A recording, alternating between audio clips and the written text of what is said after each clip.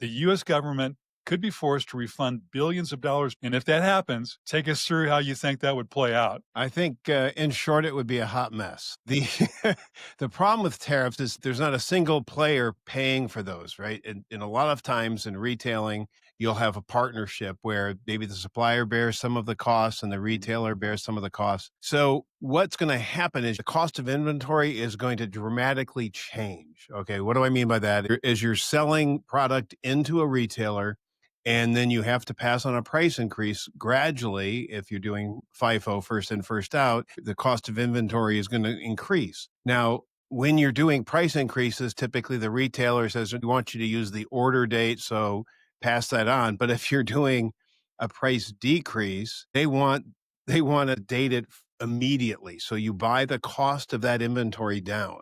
And so what could happen is you could have suppliers buying down the cost of inventory in excess of what that actual cost is. What do I mean by that? A lot of retailers will say, we don't recognize average cost of inventory. So when you pass on a price increase, that's the price that we're going to put into our system. And as product comes in, yes, we're going to make some profit off of goods that we bought at the lower cost and we're selling at the higher retail.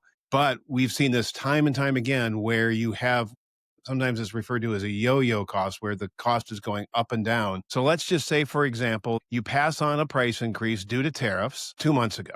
And then next month, we learn that these are not legal and they've got to rewind that. So then the retailer is going to say, we want you to buy down the cost of our inventory based on the higher cost that you passed along in the tariff. The supplier is going to say, yeah, but there was a lot of items in inventory that you bought before we negotiated this a price increase. And typically what happens in the post-audit sector is, well, we don't recognize, average cost of inventory. The system cost says we paid $10 more than we should have, so we want all of this. And so let's just say you have 5,000 items that you brought at the lower cost and are still in inventory. You're paying to buy that cost down an additional $10, right? And so you can see, and this is the easiest scenario.